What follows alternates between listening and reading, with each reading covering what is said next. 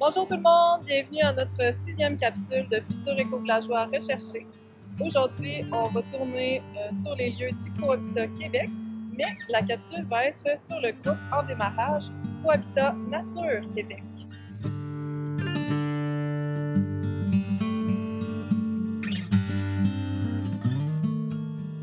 Puis c'est important de vous présenter un groupe en démarrage qui s'inspire d'un groupe qui est déjà établi. Donc, on va voir deux côtés de la médaille, donc des conseils et tout ça. Donc, on va vous montrer un petit peu du Cohabitat Québec ici présentement, qui a de magnifiques endroits.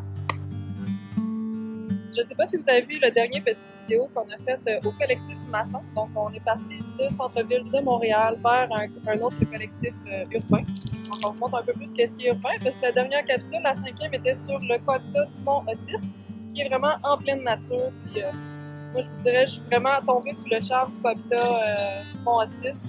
Ça fait longtemps que je l'ai spoté. Je pense peut-être m'installer là, mais je ne sais pas, on va se laisser le temps. À suivre!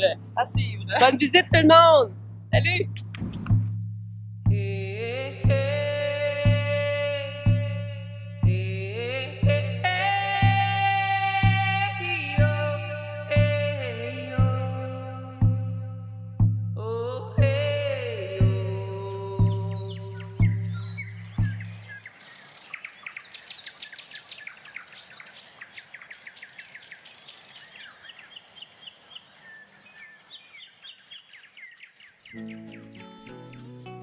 Salut tout le monde, on vient d'arriver à l'entrée, alors on va voir qui vient nous accueillir ici au Cohabitat Québec.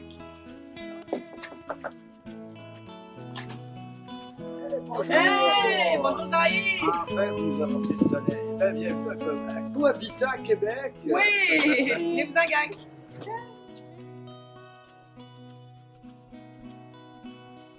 Bonjour tout le monde, on est en ce moment à l'intérieur de Cohabitat Québec. On est avec Jean-Yves Fréchette et Paul-Henri April qui vont nous accompagner durant notre documentaire, notre 6e documentaire. Donc on aimerait ça, Jean-Yves, que tu te présentes, comment tu es arrivé au Cohabitat Québec et c'est quoi ton rôle ici? Alors moi, je suis arrivé ici tout à fait par hasard. En fait, c'est ma blonde qui m'a conduit ici par la main. Non, en réalité, elle venait de découvrir un petit article qui venait d'être publié dans une revue où on annonçait la formation donc d'une communauté, d'un nouveau projet qui était présenté comme un projet de construction. Et le projet de construction, c'est tout simple. Ça prend 1 an aux contracteurs pour bâtir les édifices qu'il y a ici, mais ça prend 10 ans à construire une communauté. Et je pense que la clé de tout ça, c'est vraiment l'ensemble de tous les outils qu'on s'est donnés pour pouvoir communiquer de façon efficace entre nous, pour prendre de bonnes décisions, pour s'écouter, puis pour fonctionner selon les éléments, les valeurs de la mission qu'on s'était donnée. Et ça, je pense que la meilleure personne pour en parler, c'est probablement Paul-Henri, parce que lui, il fait partie là, vraiment de la toute petite communauté de base. Ils étaient 4 personnes, et parmi les membres fondateurs de cette cellule de laquelle donc a germé tout le projet qui, maintenant, cette année, fête son 5e anniversaire. Bravo! Effectivement, c'est un projet qui a pris beaucoup de temps à se réaliser. Bon, l'histoire commence en 2003. Michel a fait le tour des États-Unis et du Canada pour essayer de trouver une nouvelle façon de vivre, une place où il aimerait vivre. Puis, il ramasse beaucoup d'informations et nous convainc que avec toute l'information que j'ai ramassée, je devrais être capable de réaliser ce projet-là en 3 ans et demi. On était fiers. On commence à rassembler une communauté. On se retrouve avec 20-25 familles assez rapidement, beaucoup d'intérêt. On fait les fondements de la communauté. On a inventé le mot cohabitat, qu'on a voulu faire inscrire dans le dictionnaire, mais c'est pas si facile que vous pensez. Ils ont dit oui, utilisez-le un peu là, quand ça apparaîtra dans les articles, là, dans les journaux, dans des volumes. On le mettra peut-être au dictionnaire. Après ça, bon, mission, vision, valeur, on essaie de s'entendre sur les bases d'une communauté. Quand on est arrivé à chercher un terrain, on avait une proposition qui disait que 70% de nos membres voudront aller sur un terrain, on achète. Là, j'attire votre attention sur le fait qu'on est prêt à sacrifier 30% de nos membres. Là. Puis, moi, c'est beau, je viens de l'extérieur, je peux rester n'importe où. Mais on s'est vite aperçu que, ici à Québec, ceux qui restent dans l'Est ne veulent pas aller rester dans l'Ouest, et vice-versa. Ceux qui restent dans Basse-Ville ne veulent pas rester dans Haute-Ville. Ceux qui sont sur la Rive-Sud ne veulent pas rester sur la Rive-Nord. De sorte que jamais on a atteint le fameux chiffre de 70%. On s'en allait nulle part avec ça. Donc, la leçon, c'est ça ne donne rien d'être un grand groupe en partant. On ne peut pas prendre ce genre de décision-là avec un grand groupe. On a été obligé de dissoudre après 5 ans. Pourtant, on avait travaillé fort. Mais c'était la seule issue. On est resté 3 familles, puis 3 familles qui venaient de l'extérieur en plus. Bon, moi, je viens de Rimouski, Michel, il venait de Rimouski lui aussi, puis un couple de Français. Donc, on pouvait rester n'importe où. Nous autres, c'est pas un problème, là. On peut choisir la région, le terrain qu'on veut.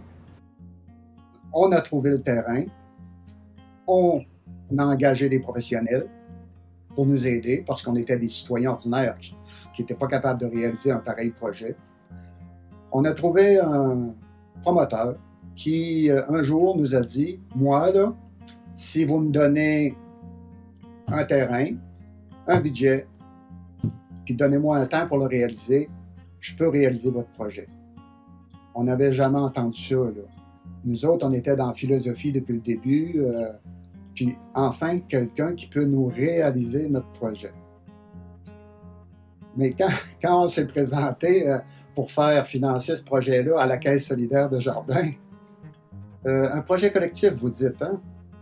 3 familles, ils trouvaient ça minimal, pas mal. Ils ont dit, si vous rassemblez 10 familles, on va commencer à vous parler. Mais c'était pas vraiment un problème parce qu'on venait justement d'en remercier 20 ou 25 familles. Ça fait qu'on a envoyé un courriel à tout le monde. On leur a dit qu'on avait trouvé un terrain. On leur a donné rendez-vous dans 15 jours. Puis, il en est venu une quinzaine de familles. Puis, sur le champ, il y a 10 familles qui ont signé des chèques de 10 000 $, ce qui était la nouvelle norme pour rentrer dans le nouveau projet. Plus nos 3 familles qui étaient restées dans le projet, ça faisait 13. Puis là, on a arrêté le recrutement. 13 familles, c'était en masse. On avait compris la leçon, là. On a arrêté le recrutement. On a engagé un architecte. On a dessiné le projet avec les architectes. Tout ce qu'il y a ici sur le terrain, c'est ces 13 familles-là qui l'ont dessiné. L'architecte ne faisait que réaliser, lui. C'est assez nouveau. Il a été surpris parce que c'est nous autres qui disions à l'architecte quoi faire, là.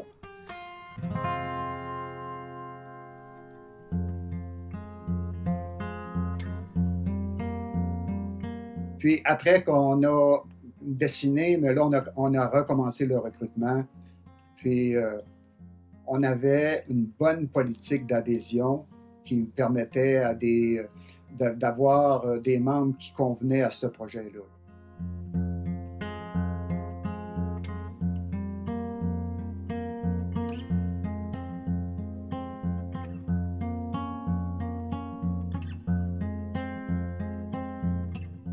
La construction, après ça, c'est relativement simple. Des professionnels pour construire des maisons, c'est pas un problème, ça, il y en a partout.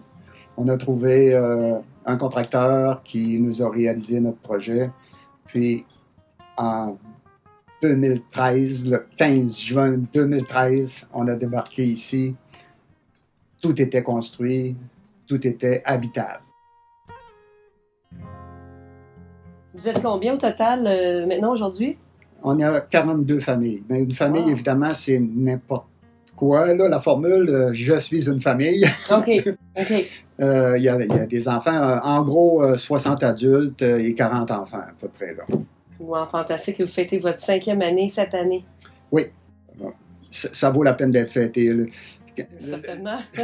Certainement. Tout le travail. Le 15 juin 2013, je suis débarqué ici avec mon sleeping puis un matelas de sol, puis j'ai été couché dans mon unité parce que là, c'est sûr qu'il n'y avait pas de meubles d'arrivée, là, mais c'était plein de monde ici. On a pris une bière ensemble, puis on était tellement contents. Moi j'ai fait... Ah oui, hein? Quel soulagement après tout ce travail. Hein? C'est vraiment le travail de démarrage qui est très...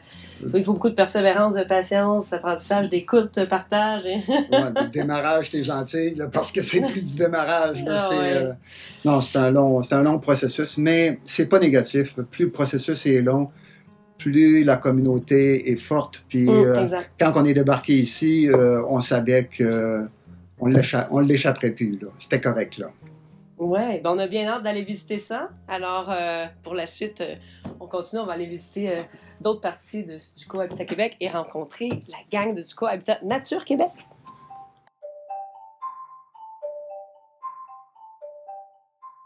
Nous voici maintenant en compagnie des membres du Cohabitat Nature Québec qui vont nous raconter un peu leur histoire, de leur cheminement, de quelle façon ils ont commencé, ils ont débuté leur projet. Donc, nous avons Amélie Descostes et Stéphane Brodu, que vous voyez sûrement souvent dans nos pages, nos membres futurs éco-villageois recherchés qui sont très actifs. Alors, raconte-nous un peu, Amélie, votre cheminement, comment vous avez débuté ce super projet. Oui. Nous, ça fait 2 ans et demi, premièrement, qu'on est actifs, qu'on construit ce beau projet-là. On a commencé finalement par un besoin de communauté avec un des membres fondateurs. Donc, c'est ça. Nous, on fait l'école à la maison avec nos enfants. C'était vraiment dans une conversation, un constat comme quoi on a vraiment besoin d'une communauté pour vivre, pour nous et pour nos enfants aussi. Puis nous, ben, on vit en nature. C'est vraiment important pour nous, ce contact-là. Donc, on était déjà en contact avec Cohabitat Québec, on les avait déjà visités. On adorait le concept, mais par contre, on n'était pas prêt à venir s'installer en ville. On tenait vraiment beaucoup à habiter au cœur de la nature. Donc, on s'est dit, ben pourquoi pas partir un projet en s'inspirant de Cohabitat Québec, mais en nature. Un projet, bien sûr, qui nous ressemble plus. Donc, c'est ça, on a commencé à réunir quelques amis. Donc, assez vite, on est devenu 8 membres. On a commencé vraiment à plancher sur la vision de ce projet-là. Ça nous a pris une bonne année et demie pour établir vraiment la vision, la mission, toutes nos stratégies, en fait, écrire le document vision qui montre vraiment notre couleur à nous. Puis, plus récemment, au début de l'année, vers la fin de l'année 2017, ben là, on a intégré des nouveaux membres. Donc, pour intégrer Cohabitat Nature Québec, on s'est inspiré aussi de Cohabitat Québec dans ce sens-là. On fait les formations en sociocratie, formations en CNV aussi. C'est vraiment un prérequis super, super important. On commence pas à faire de réunions sur le projet avant que tout le monde a été formé. Donc, à date, c'est ça, ça nous sert vraiment, vraiment très bien. Puis on dit merci à Cohabitat Québec pour cette belle inspiration. Donc, c'est ça. Stéphane fait partie de nos recrues, nos précieuses recrues. Oui, c'est ça, de l'automne, voilà. Stéphane, tu donnes des formations, des cours pour aider les gens, justement, en communauté, en entreprise, à mieux communiquer. Puis, parle-nous de ton intégration au projet, puis ce que ça t'a apporté à faire pour aider les autres également. Oui, en fait, j'ai eu mes premiers cours en sociocratie en 2006. Et puis, dès cet instant, j'ai utilisé ça en entreprise, en organisation, de façon, je dirais, discrète et sporadique. Mais j'ai vu la puissance de ça. Michel Desgagnés, qui a parti Cohabitat Québec, c'était un ami. J'étais en contact avec lui. J'étais un de ceux qui ont visité les bâtiments alors qu'ils étaient encore en construction.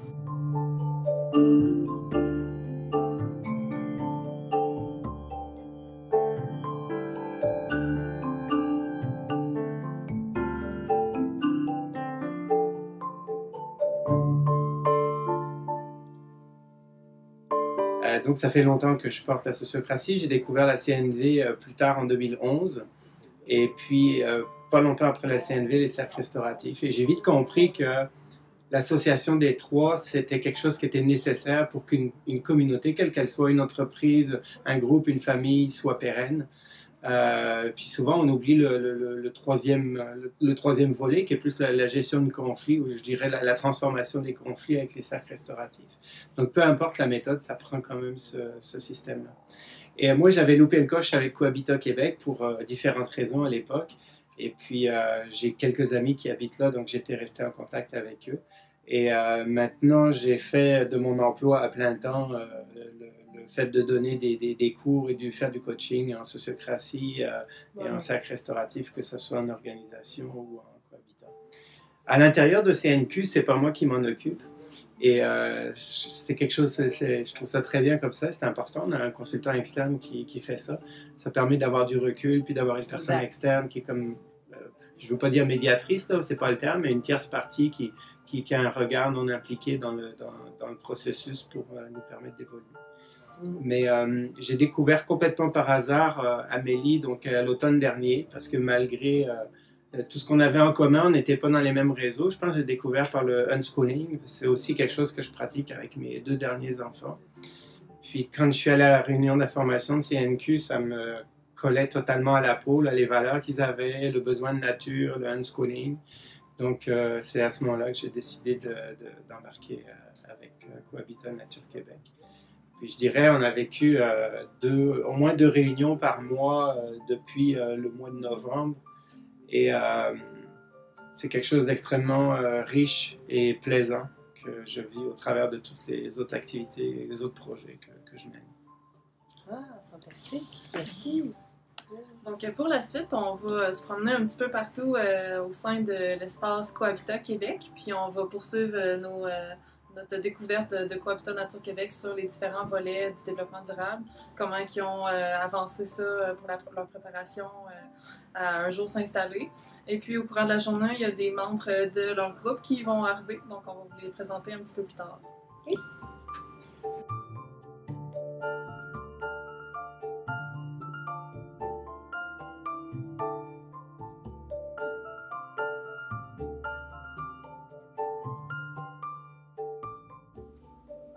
Donc, on est bien installé dehors, la table de pique-nique au petit terrain de jeu intérieur de Cohabitat Québec. On va aborder le volet social. On aimerait ça que, Amélie, tu nous présentes la vision, la mission de votre groupe. Donc, notre vision, premièrement, c'est être et vivre ensemble pour se simplifier la vie. Donc, après maintes et maintes discussions, on est venu à l'évidence que la raison pour laquelle on est ensemble, ce qu'on ne peut pas réaliser si on n'est pas ensemble, c'est vraiment ça, d'être ensemble et de se simplifier la vie. Notre mission est un petit peu plus longue, je vais la lire. Donc, notre mission, fonder une communauté intentionnelle dans un endroit en nature à distance accessible de la ville de Québec. Nous nous baserons sur les modèles du cohabitat pour créer un milieu de partage, d'entraide et de connexion afin de développer un réel sens de la communauté. Ce faisant, nous souhaitons également jouer un rôle positif sur notre entourage tout en minimisant notre empreinte écologique. Donc voilà, on a travaillé une bonne année et demie là-dessus, à 8 personnes au début, ensuite à 5. La vision, c'est quelque chose qui est très, très, très important. On a vraiment voulu mettre du temps là-dessus, bien le faire. Ensuite de ça, l'étape qui est venue après avoir écrit la vision, c'était au niveau du processus d'adhésion, qui est tout aussi important. Donc, pour être certain que les gens qui viennent premièrement savent c'est quoi s'embarquer dans notre projet, être certain que vraiment ça les colle. Notre processus d'adhésion, comment ça fonctionne, c'est que c'est vraiment, il y a des étapes, donc des types de membres. Première étape, on appelle les membres explorateurs. C'est donc les membres qui se tiennent au courant de notre projet, qui prennent l'information, qui nous suivent sur Facebook, qui suivent notre site Internet. Ensuite de ça, il y a le membre initié. Donc, le membre initié est un membre qui a assisté à une de nos rencontres d'information et qui décide d'investir un montant d'argent pour suivre les formations CNV Sociocratie, ce que je parlais tout à l'heure. Ensuite, là, le processus dure minimum 6 mois pour le processus de membre initié. Ensuite de ça, ben, on devient membre à part entière. Donc, c'est à ce moment-là qu'on fait vraiment partie là, du groupe, puis que c'est ça, ces nouveaux membres-là assistent vraiment aux réunions et on a les processus de sociocratie, tout ça. Je me demandais combien de membres de chaque type avez-vous en ce moment? Donc là, on vient juste d'intégrer donc notre deuxième batch, comme on l'appelle. En ce moment, on est 11 membres. Batch où ça pourrait être plus... plus mignon si on l'appelait QV. Mais... Non, mais on appelle ça des cohortes, nous. Des cohortes. Ah oui, c'est cute, des cohortes. Ouais. On dit batch. Rendu que tout le monde connaît la définition. Donc, bref, maintenant, on est 11 membres. Voilà, 11 membres En fait, sont vraiment, les 6 nouveaux membres sont vraiment à la limite entre membres initiés et membres à part entière en ce moment. Voilà. Moi, j'aimerais savoir côté implication. Tu sais, parce qu'au début, tout le monde là, est toujours primé, puis OK, on va faire ça, moi je vais faire ça, moi je vais faire ça, moi je vais faire ça. Avec l'expérience, moi j'ai un conseil à vous demander. Est-ce que ça change au cours de 5 ans, l'implication? Est-ce qu'il y a des gens qui s'impliquent moins, qui s'impliquaient plus au début, puis que là, finalement, ça leur tente moins? Puis comment vous faites pour... vous avez des cercles, vous avez des cercles de parole, tout ça, pour régler ça, mais est-ce que l'intention et la dévotion, est-ce que c'est au même niveau qu'au début, après 5 ans? C'est sûr qu'en arrivant dans Cohabitat, premièrement, en sociocratie, tout le monde fait partie d'un cercle. Ça fait partie de la sociocratie. Donc, faire partie d'un cercle, c'est non négociable. Les gens s'attendent à ça, ils choisissent un cercle, puis le comportement est le même de la première année à la 5e année. L'implication dans le travail, ça également. Toutes les personnes, tous les membres font partie, tous les adultes. Ouais, je pourrais commenter pour les 18 ans et moins, par exemple. Tous les adultes font partie d'une équipe de travail. On n'a aucun problème de participation ici, là. Chaque semaine, dans mon équipe de travail, j'ai une tâche à faire. Nous, on prépare le repas de la semaine, le repas de la fin de semaine, on fait la vaisselle de la fin de semaine, la vaisselle de la semaine, ou bien non, le ménage de la maison commune. Mon équipe, on est 60 adultes, il y a 5 équipes, une douzaine par équipe. Donc, il y a du monde en masse. Là. On ne va pas 12 faire un repas. S'il y en a 5-6 de disponibles, c'est les autres qui viennent. Puis les autres, ils feront d'autres tâches une autre fois. Puis, quand on fait une grande corvée sur le terrain, comme il y en avait une en fin de semaine passée, il y a du monde à la grandeur du terrain. Les enfants participent, les enfants aiment ça, travailler avec les adultes. On passe du printemps à l'été en une journée ici. Dire, vraiment, puis il y a un dîner communautaire. Une corvée ici, c'est une fête. Après 5 ans, je dois admettre que non, on n'a pas de problème de participation. J'ai envie de dire, s'il y a quelque chose qui me surprend, c'est qu'il y a des gens ici qui ont quitté parce qu'ils trouvaient qu'ils n'en faisaient pas suffisamment. Ils se sentaient coupables de ne pas participer suffisamment. Je ne pensais pas vivre ça, parce qu'on n'exige rien ici. On exige, tu fais ton possible. Puis dans la vie, là, c'est pas toujours égal. C'est ça. Des fois, y a la femme qui a 3 petits-enfants jeunes, là, même si ça en ferait moins que les autres, c'est pas grave. Là. Quand ils vont être plus vieux, ils travailleront un petit peu plus. Là. Les enseignants au mois de septembre ne sont pas parlables là, parce qu'ils commencent à rencontrer leurs étudiants. Puis, pendant les vacances l'été ou l'automne, ils participent un peu plus. C'est très variable. Puis même s'il y en avait, on est 42 familles, même s'il y en avait 3-4 familles là, qui, pour toutes sortes de raisons, ne participent pas un certain temps, là, ils sont en dépression, ou imaginez ce que vous voulez, on s'en fout dessus. Il y a de la main-d'œuvre en masse. Là.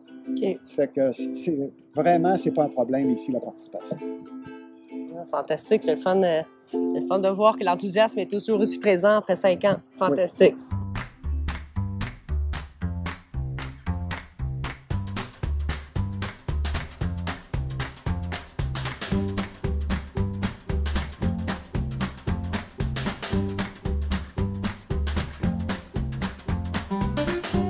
On est bien installé autour du coin feu.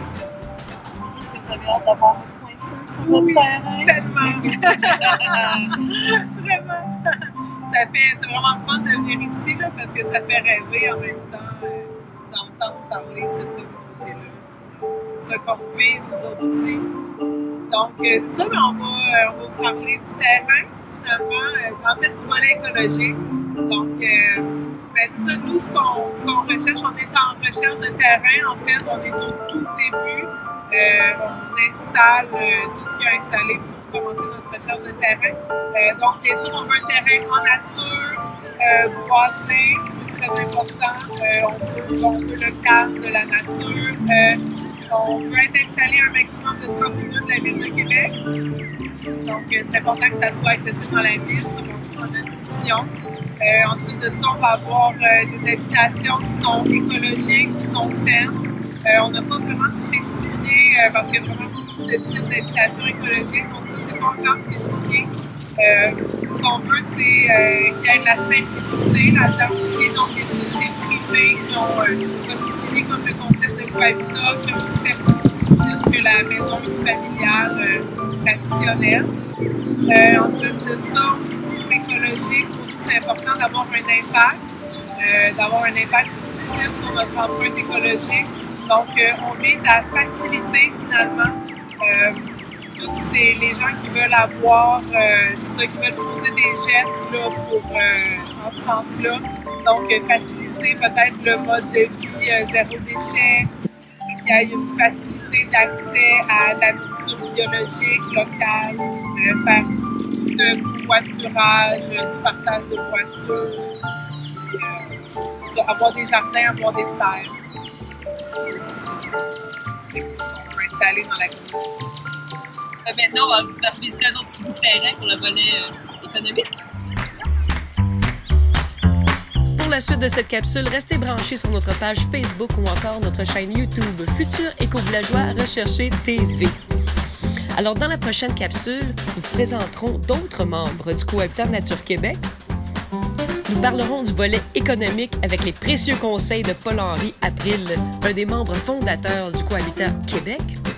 Nous discuterons du volet culturel et spirituel et l'importance du lien humain avec Amélie Descostes du Cohabitat Nature Québec. Et Stéphane Brodu nous parle de l'intérêt de l'éco-communauté pour l'éducation à la maison et du unschooling. Merci d'être là, gang!